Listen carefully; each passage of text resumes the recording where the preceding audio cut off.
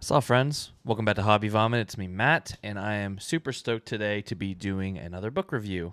Today, I am reviewing. Let me see if I can get the little picture up. I just have it on my Kindle. Here we are. Mercy, Tears of the Fallen by Chance Dillon. So, just want to put it up front. Chance Dillon is a booktuber, or that's how I found him, through BookTube. And I was lucky enough to sign up to get an advanced reading copy of his debut novel, which is releasing July, I believe. So this is not necessarily the final version, but I think it's close enough to where I feel comfortable giving this review. But I did want to put that out there. And yeah, so if you've not been to this channel before, welcome. And the way I review books on this channel is we take the books through the BARF system here, in which I will score 4 categories in a spoiler-free manner out of 5. Then I will give you the final score, which is the average of those categories, and then I'll pitch the book to you to see whether it's something that might be for you or not for you. After that, I'll go into spoiler territory and just talk about some of my favorite things, or just go into deeper topics that I couldn't talk about in the spoiler-free area. So yeah, what are those 4 categories? So we have BARF. B is for believable. How believable are the characters in their setting? A is for appeal. How appealing is the book? And that usually includes kind of like the world building. I'm going to start including it in there at least, because world building needs to slot in somewhere. R is rhythm, the plotting and the pacing of the book. And then F is feeling. How did the book make me feel, if it made me feel anything at all? So yeah, let's get into it. And like normal, I'm going to start by reading the synopsis. Obviously, I don't have the book, so I can't read the back of the book. I'm just going to read what Chance has put on Goodreads. I'm assuming this is what is on the back of the book. So here we go. Mercy, Tears of the Fallen.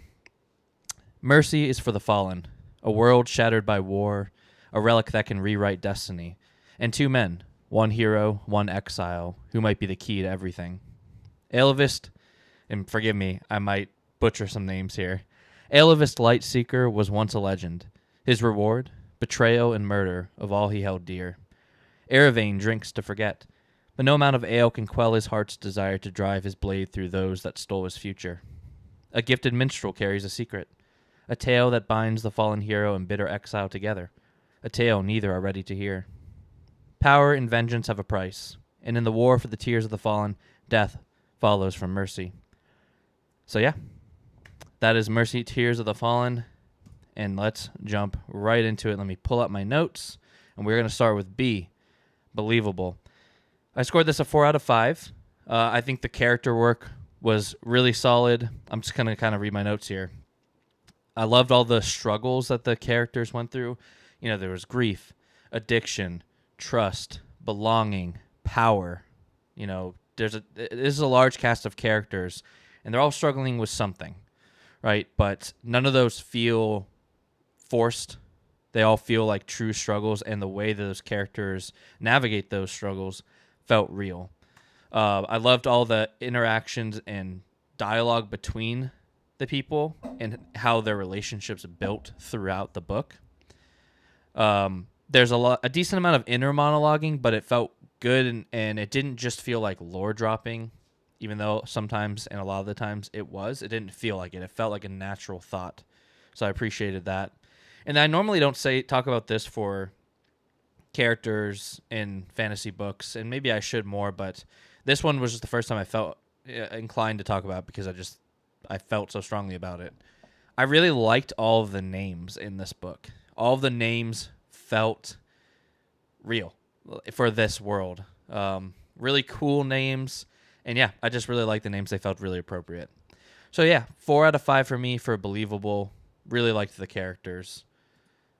Moving on to appeal. I gave this a 5 out of 5. You know, this, for me, if you're someone that's really into like rich lore and deep world building, you're going to love this. There's very deep world building. And it just felt like it was a living world. It's kind of like Malazan in the sense of Chance drops you in. He does not hold your hand at all, which we'll talk about a little bit when we get to rhythm. But no hand holding. if you're someone that loves being in the map section of the book and the list of names and the glossaries, and you love going back and forth and kind of getting to not solve something, but just immerse yourself, you're going to love this. And that is to my taste. I really love doing that. So it was super fun getting dropped into this world and getting to know it. But it's also, it's really gritty. It's really dark. And there's touches of horror. So he compares it to Elden Ring as well. I think that's a super appropriate comparison. It does feel... I've not played Elden Ring, but I've played a little bit, and then I've watched a decent amount as well. So I definitely can see the inspirations there. As other things as far as appeal, nobody's safe. There's no plot armor here, it didn't seem like. So if you're someone that plot armor bothers, you don't have to worry about that there. Really strong cast of pretty diverse characters, I think. So I think you'll enjoy that if you love having a diverse cast of characters. And then, I just put a fun puzzle to slowly unlock. And that's what this felt like. It felt more, just like you're on this uphill battle, this uphill struggle, but an enjoyable one. But it does feel like I think I maybe understand what's going on. I think, and then you hit that peak and you start to come down, and just every chapter, you're like, oh yeah, oh okay, yeah, that, and it's just a really fun ride. But it does require you to put in the work, I think, but it rewards you in a really fun way. So appeal, for me, 5 out of 5. Next is rhythm. This I gave a 4.5 out of 5. Excellent pacing and plotting both. With, that 0.5, I do think that it is just on the cusp of being too confusing up front. I almost wanted it sometimes to slow down just a little bit, because we're jumping all over the different continents with different people, and they're all new names, and then there's a bunch of different races of people, and then we're getting history dropped in and jumping timeline. It's just a lot up front. And not even up front, the entire time. You're constantly getting dripped new information. Even, by the last page, you're getting new information that you need to then take, internalize, and spread across all the other information you've already learned to figure out where that really slots in. I like that. It's just on the cusp of being too much. But I think that uphill battle will really only exist in this first book. I think it's just a learning curve. And I think going into book 2, right, we're going to just hit the ground running. And, so still excellent pacing and plotting. So it's a really, really strong intro that sinks its claws into you. But then it slows down a little bit. Maybe not quite as much as I wanted, but it does slow down a little bit to try and help you get your footing and learn the world and stuff. But this isn't too long of a book. It's hard to tell on Kobo, but it seems like it's maybe a 400-page book, where a lot of fantasy these days are 600, and I think 600 pages could have been actually pretty good. I get why he didn't want to do that, because it's pretty breakneck pace for the majority. It slows down in the beginning, but even the slowdown, it's not like it slows way down. It just slows down a little bit because the intro is so fast paced. And then so it starts up here, slows down a little bit, and then you're just on that climb. That uphill climb, and then you hit that peak, and then you're all downhill. Not a bad way. It picks up speed in a really good way. And so it's just breakneck speed through to the end, and it's just a really fun ride. I put plot was deep and rich, with a ton of threads being interwoven, and it was a joy to puzzle out and have all of those revelations. And exactly what I said, right? It's just... there are a lot of different threads, a lot to keep track of, and it's kind of like Lost, right? It's not one of those things where you're going to keep getting answers. Instead of getting answers and then giving you more mystery, it's just going to keep giving you more mystery, keep giving you more mystery with no answers, keep giving you more mystery with no answers. And then the answers start flooding in. And that was really, those revelations were always really fun to hit. I wrote that Chance writes great, vivid action sequences. If you've watched this channel before, you'll know that's my least favorite part of fantasy, are I don't want to call them pointless action sequences, but action sequences that are only there for the cool factor. It doesn't really feel like any of the action sequences in this book are there just for the cool factor. Some of them maybe teeter on that line a little bit, but maybe by that point I was so invested in. But I actually no, because the world just feels so unsafe. And there is none of that plot armor. I never trusted that everyone was going to make it through every fight. So that makes an action sequence have stakes for me, and that's what made me really enjoy those. I love the politics of this world.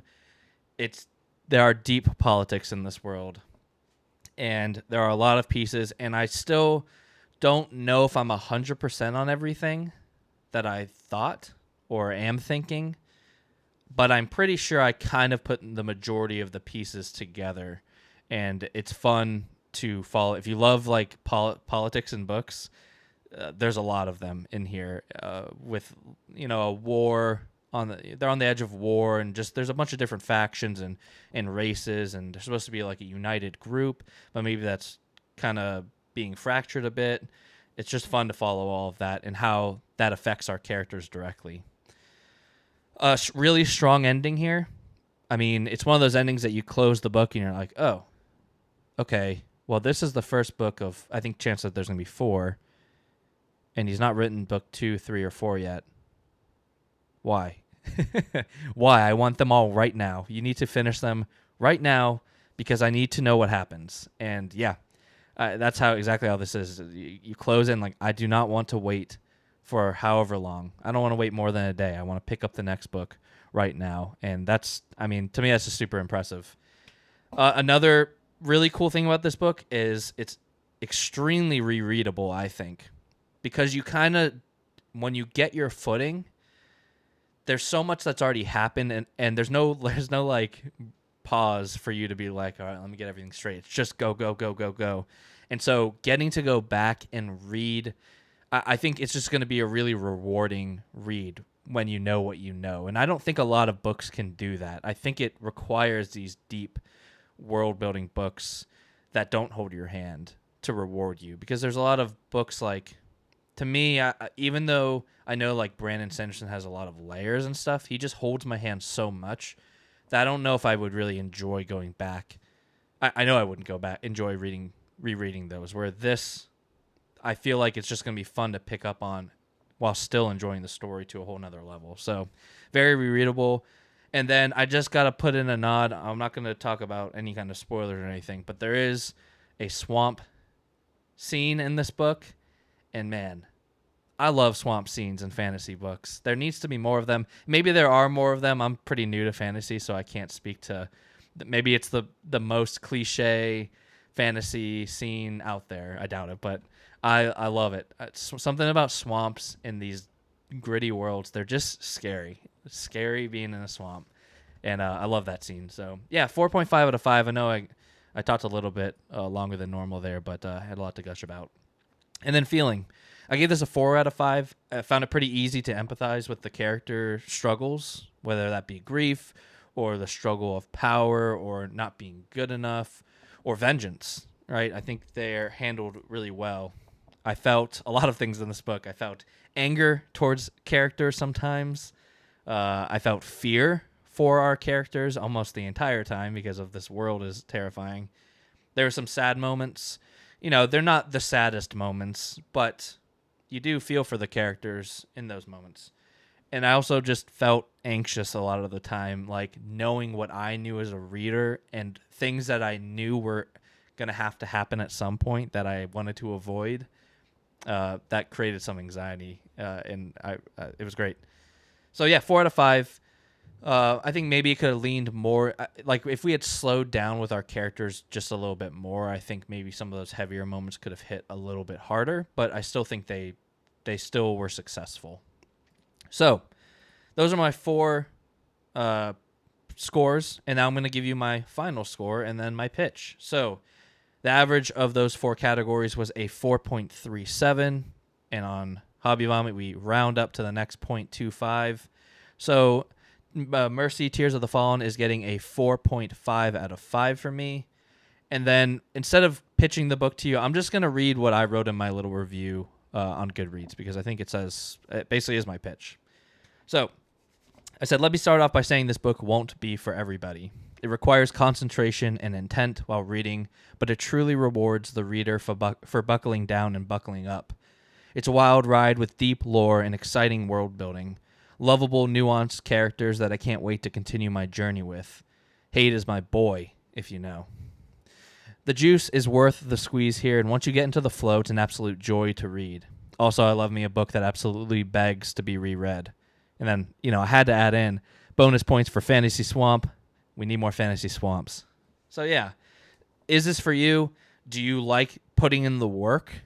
It's not work, but it is, compared to just cracking open a popcorn read. You're going to have to sit there and concentrate and work. If you're like me, I know some people can just like consume a Malazan book and like it's nothing, but I can't. I need to sit there and figure all of it out. But if you like that and you like when a book really rewards you for doing that, this is going to be a good one for you. If you like a dark, gritty world like Elden Ring, you're going to really like this book. And then, if you like your hand not being held like a Malazan book, I think this is the closest thing. Again, I've not read a ton, but this is like the closest I've read to a Malazan book. So, was really, really impressed. If you know me, if you've seen some of my other videos, I'm not going to pull my punches for anybody, be it Ian's wife or a booktuber or anyone. I just want to be honest. And so this is my honest review. I think I was very impressed by this debut, and I cannot wait to read the second. So 4.5 out of 5 for Mercy Tears of the Fallen. And now what I'd like to do is get into spoiler territory. So if you've not read this book, stop watching this video and come back when you're done with the book. Or don't come back. That's okay too. But if you're still here, then welcome to the spoiler section. This is going to be a tough spoiler section because I just want to talk about all of it. And I feel like I was writing down some things I wanted to talk about, and I kept being like, oh yeah, this too. Oh yeah, this too. Oh yeah, this too. Because just almost everything worked for me here. But I'm just going to read what I wrote, and I might go off on some tangents here and there. So let's just start with one of the biggest reveals in the book. So again, spoilers. Marin's reveal for me as an artisan was very cool. Let me also start by saying I know a lot of there's like fantasy tropes out there, right? I've not read enough to know what those tropes are or aren't. So I don't know if this was a trope, but I didn't care because it was a cool reveal. I mean, Marin was just awesome. I really loved Marin. So I wrote that his reveal was wild as the artisan. I loved his father-child relationship, and I was like, all right, who do you have a father-son relationship with? Well, he definitely had one with Aelvist, so that was cool. But he also had one with Eravane. That was cool. And then it just felt like he had one with everybody. He was just like Papa Marin, and like I love that for him. He just was like that warm presence that everyone latched onto. So his death felt painful. It hurt everybody, and I get it because he was just a lovable character, and I wasn't expecting him to go so soon. But once it got to that part, I was like, oh, this is kind of like the nod. It's a pretty obvious nod to Lord of the Rings, I think. And I've talked about that with Chance a little bit. Some of that worked for me, and some of it didn't. A little bit of it was maybe a little too on the nose, but I still really liked Marin as a character. Aelvist and Eravane both struggling with grief and revenge, but in very different ways. I thought that was great. And Eravane with his, he obviously latched on to alcohol and became basically an alcoholic. I mean, he was always touching his flask, and which I love. That I mean, I think that's like such a nice way to do it. There's multiple ways to do it, but I like that he's always just touching it for that comfort, and it really showed that he relied on that. Where Aelvist is just like dead set, like I don't care what I've got to give up. I'm gonna go kill all these I think they're called Blow Nine or Blau Nine or Blue Nine, but Harglon and the ones that killed his family. But yeah, I think they both have different outcomes, right? Once, oh my gosh, what's his name? I can't remember his name. Valdis? I think it's Valdis. I think. Once he reveals to them the prophecy that the two Golden Eye warriors would kind of lead these group of people, Eravane really takes that to heart and with coupled with Marin's death and grows and kind of beats his addiction and realizes what's truly important, and he throws his flask into the burning pyre where Marin is being burned, and that was a really powerful moment. And Alovis is not there yet. He's just not there yet. And he wants to be, I think. And I think Eravane wants him to be as well, but he's just not there. I think that's going to be a continued struggle as we go because, yeah, I mean, vengeance is as much of a drug as anything else, right? So, yeah, really like the two of them and how they kind of mirrored each other, but then went on pretty different paths. Haid and Nira.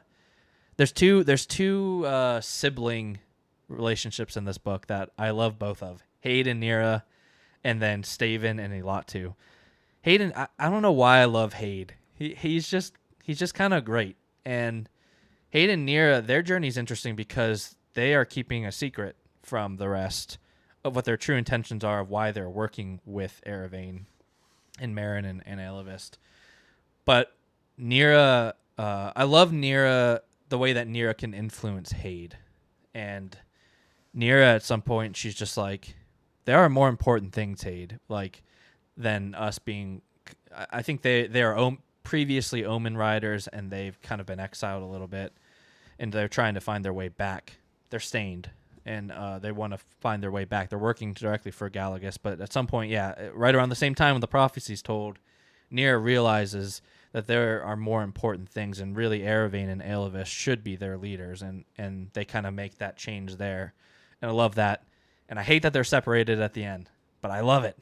But man, they're so connected on a sibling level that, yeah, I don't know. I think they're both going to really struggle without each other. And Haid reminds me of, first of all, he gets a badass like Darth Maul sword, which is sweet. And then he also, I don't know why fantasy hats are so hard for me to imagine in my mind, but he has this hat, and it always falls off, and he always makes sure to grab that hat. And it's very like Indiana Jones for me, but I loved it. It gave him a lot of character, though I don't know what type of hat to picture because I'm like fedora like Indiana Jones, but also with like a dual blade. I'm like, this looks wrong. And I'm like a Robin Hood hat. I'm like, no, that looks wrong. I'm like, I don't know what kind of hats fantasy characters wear, but I love that he has one. So Haid and Nira, really loved them. Staven and Elatu, their brotherhood was great. Maybe I think I really around the halfway mark is when you're like, oh, these are people I'm following because they're very briefly mentioned in the beginning, and they're just like, it's kind of like when I was reading Game of Thrones and I got to oh my gosh, I can't remember her name. Oh well, that's okay. Amelia Clark's character. And it just felt like, wait a minute. So I'm following all this tightly interwoven stuff, and then we're going over here to this other continent. And that's exactly how this felt. I was just like, oh, I can't tell if are we like staying with these guys? How important is this, or is it just kind of lore information? So the first time I was with them, I was like, I like them, especially because they're like badass like fish people, basically. They can like breathe underwater and stuff, which is cool. And then we get more and more of them, and the more I was with them, the more I really liked them. And Halvain with them as well. And Elatu's death was, I think, the most painful for me, which was really impressive because we didn't really get to connect with them until about halfway through the book. But that death was brutal, but it was so good. So that's what I wrote in the character stuff. Appeal, there's not really spoiler stuff, although we can talk about the world building and stuff. I really love the idea of the stain, or sorry, not the stain. I keep wanting to call them stain. They're oh my gosh, they're like Crimson Touch. They have a couple different names, but the people that have been infected by the crimson rain or stones or whatever, because there was like the reckoning. There's a lot of history with like the people from Mercy coming down. They're basically like, I don't want to call them zombies because I don't think they are, but they are infected by this crimson disease, and their mouth like splits into 4 parts, which is really cool. And they just seems like they are very about infecting and spreading and infecting and spreading. And so they're scary. I thought I really liked them because it felt zombie-ish, but not like no cliches of zombies. So I really liked that, and I loved how those things were like still sprinkled throughout the world, because that's how they beat it with the tears, right? They beat it, they fought it back with the tears, and they hid the tears. And a lot of the artisans sacrificed themselves and gave their tears down to their trusted, and there's a whole history. And I'm like 85% sure. I said 99. Obviously, the more I talk, I'm like, do I know what the hell I'm talking about? Who knows? But I think I got all of that. And so I really like how it's still present in their world, and almost to the point where like some of them are touched by the crimson and are normal. They've beaten the infection, and the world kind of looks at them as like lower class, like poverty kind of level, and like they're not even humans. But it seems like we're gonna need them for like this uprising, which is really, really cool. Really like that. So I don't know why I'm talking about that in the appeal, but I guess just those horror touches of horror I think worked really well. And then really the meat of the spoiler section, the rhythm section, because I'm just going to talk about things that happened, even though I did that with characters anyways. But we don't follow, a set way of doing things here. So I'm just going to talk about what I want to talk about. So just going through my list, the intro was awesome. I mean, I think we opened with Harglon, and I'll tell you what, there are sentences where I understood, like, the only words I understood at first were like the and. Like every other word in this sentence is made up for this world. And so it starts with a lot, and maybe I missed it. That's why I'm excited to reread. But it starts with Harglon, and I'm like, okay, here's our main guy, right? And then, no, Harglon is not good. Then we follow Aelavist, and I always want to call him Atrocious, but I don't think that's his name. But Erevein's father, and we get kind of them basically with the forming of the Unity. And then Aelavist, they're retired. They're retired from the war. They're going back to be with their families. And I love Aelavist's family. And yeah, it goes wrong very quickly. So everything about Aelavist's family's death was great. It was far enough into the prologue, I thought, to where it really did trick me. I didn't think it was going to happen, because that seems like something that would happen in the first, like, right, they'll do that to you in 10, 15 pages, and then you move on to new characters. But this, I was invested in Aelavist and his family at this point. And then, yeah, Harglon comes, and it's a brutal scene. R.I.P. Ube, the goat, or the dog, rather. But, yeah, killing his family in front of his eyes was pretty brutal. And then, yeah, Ube and the son's off-screen death. I thought I found it interesting, but I did think that they were dead. I no longer do, based off the visions they've gotten, and it just seems like Aelavist's son is not dead. I think enough time has passed, though, to where Ube probably... I think Ube survived and saved the kid, but Ube's probably dead too, just because of old age. But maybe not. I hope he's not. I hope we get Ube and he's back, and he'll become the real star of the series. So yeah, Aelavist's family's death, that was a really strong start. I thought the wedding was really cool, with kind of the first glimpses of what the magic in this world can be, with like the tendrils. I thought that was really cool. Had some good action sequences. Again, all of this was happening kind of during the moments where I'm like, who the hell is who, and who's with what family? And why doesn't this family like this family? And there's this unity and someone's not involved. But then there's this third part. So it is a little confusing. I think maybe, not intentionally. I think it just dropping you in. And that was fine. And that getting to see that, I was like, okay, well, right? You can be like, all right, bad guy. You bad guy. I get it. So it was just cool seeing that really dark, twisted magic there. Following that, Kythos intentionally giving like the tainted water to Galagus's son for the, as revenge for the death of his daughter.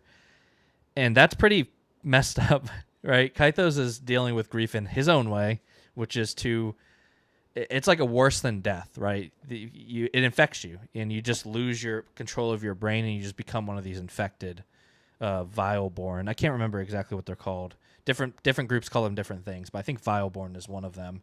And yeah, so he just does that, and he's got them chained up, and that's it was pretty horrific. Really liked that. Dulo's introduction as this like shapeshifter werewolf kind of looking thing was awesome. Yeah, we kept hearing about Dulo, and then the reveal of him saving Viola was really cool. Really liked that. And I love that he doesn't know about Marin, who is his lover. He doesn't know of his death yet, and that makes me sad, and that's going to be a sad moment when that comes to head. I put Stalholm's reveal maybe felt a little bit obvious. Right, there's like one savior. They go clearly like from the beginning, and I don't think he's trying to trick us or anything. And even if so, it's one of those things that like I've talked about before. I don't really care if I guess it if it's done in a good way, and I think that Stalholm was done in a really good way because I can see. I love a good villain that can convince other people why what he's doing is right, and I think he does a good job of that of truly getting these other consulars to believe that there's something worse coming and they need to unite this way by taking away their omen marks and giving back all their power. And yeah, there's definitely some corrupt shit going on that I don't know if we truly know the consequences of yet, but he's lying. He gets Salazmir to kill Telvath, the prior king, because he lied about who the assassin was and who sent the assassin, which, by the way, I didn't write this down, but I love that too. So Salazmir's transformation was awesome and scary, and his whole thing is like, right, the whole time he's just like, I should have the power. Like the king, he just uses me. I'm the power anyways. Like I think I would do better. I think he'd do better, and then he gets it. And it's gonna be a scary ride, I think. But he doesn't know it's like a bad thing. He thinks he's just doing the right thing. So we'll see how that turns out. But the thing I loved the most was Iltyria, who is Salazmir's. He's having an affair with her, and then Viola, who is basically Salazmir's mentor. And they kind of start to meet and get close. And then we find out that Iltyria is the one that sends the assassin to kill Viola, because she wants revenge for what happened to her when she was a young girl.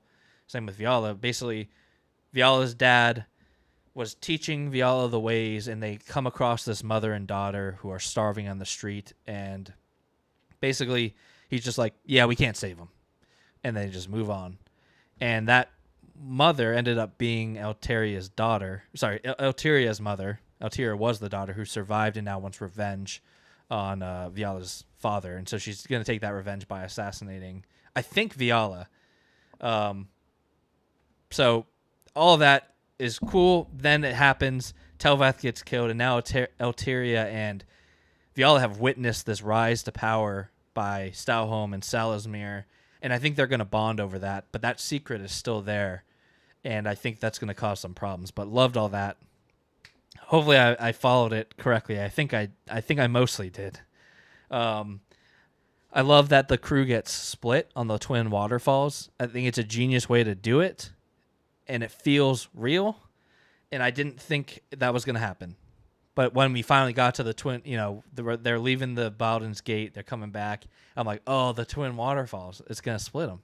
And it's awesome. Like, it just feels right. And everything with Baldur's Gate was cool and horrific, right? They're enslaving these women and forcing them to have these, like, Vileborn babies for this woman who ends up being, it's so crazy. It ended up being, like, Aeliv's wife, who was brought back from Halvane because Stalham told him to, and it's just like, wow, so much crazy stuff is happening. But that's a long action sequence, an extremely long action sequence.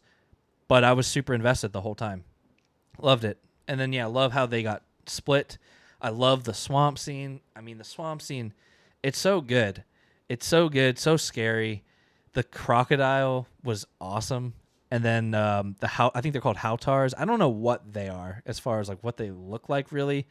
I kind of imagine just like Planet of the Apes, but with like horns. They're almost like a tribal like creature. I mean, they're like creatures. I think they don't really speak too much. They kind of shout and holler at each other, but they are scary too. And then yeah, they have these like briared swords or lances, and they get Elatu, and then that moment of like Staven's facing Elatu's facing behind him, and Elatu says what he needs to say, and then kind of gives the nod to Halvane, and Halvane just puts him out. And that's what you need to do, because Elatu's like, it's not worth. I don't want to fight. I don't want to have to try and fight this infection, because if it goes wrong, I'm going to kill everyone here. And it makes it even better that like their mom is being held, chained up beneath their kingdom, infected. And their father is keeping her alive. So he obviously has some other intentions. He wants to try and save her somehow. But I wonder what he's going to think when he finds out Elatu died because of that. And how that's just... Yeah, I just am interested to see how that plays out. But I felt really bad. I really like Staven and Elatu, and that was a hard loss. And then some other crazy things. Eravain's now marked, because when they go into Baldur's Gate, he gets stabbed by the person who he's been seeing in his visions, which is Elva's wife. He gets stabbed, but his tear kind of like counteracts that, but he's now marked by the Merciani to be like a messenger or something, which is really concerning because he's in Elva's visions being like with a creepy smile. He's the one like cutting his daughter's throat. It's like, what does this mean for Eravain? Is he going to be the bad guy? Is he going to be the bad guy and becomes Elvis versus Eravain kind of thing? I don't know, because two of them are supposed to lead this uprising.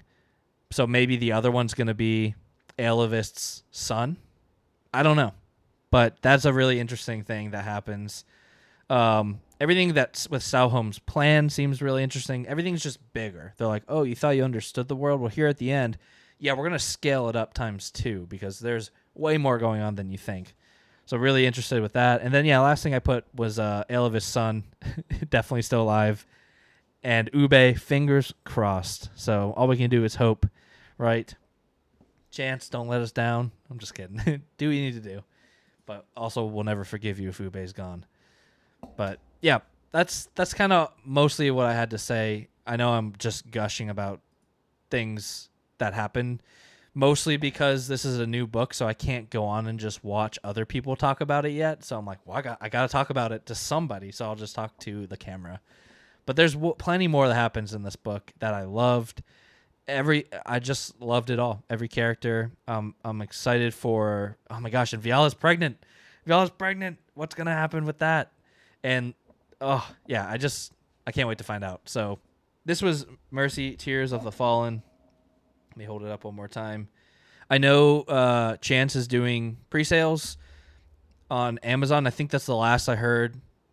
Please buy this book if it sounds like something you're interested in. Well, I don't know why I'm saying it now, because if you've made it this far, you've already read the book, or you just don't care about spoilers. But I'm glad you read the book too. And if you agree with me or disagree with me, let me know. I'm itching to talk more about this book with somebody, and I can't wait to get to book 2. So yeah, Mercy, Tears of the Fallen. I'm Matt. This is Hobby Vomit. Thanks so much for watching, and we'll catch you on the next one. Goodbye.